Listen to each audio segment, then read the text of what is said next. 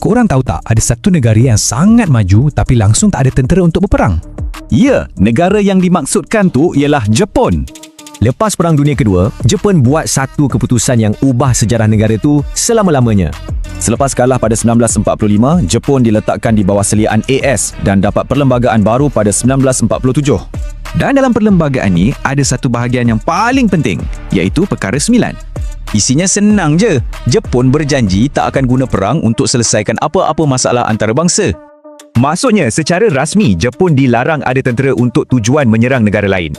Tapi, ceritanya tak habis kat situ. Jepun sebenarnya ada pasukan pertahanan diri atau nama glamour dia JSDF. Beza dia, JSDF ni fungsinya hanya untuk pertahanan, bukannya untuk serang orang. Sebab itulah sampai hari ini Jepun dikenali sebagai sebuah negara yang cintakan keamanan. Jadi secara ringkasnya, sebab kalah perang, trauma bom atom dan Perkara 9 tu sendiri.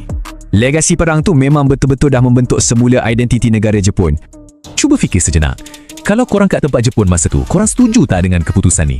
Nak tengok lebih banyak video menarik dan mind-blowing? Jom ke channel YouTube Wow Mind Blowing dan jangan lupa subscribe, okay? Love you guys!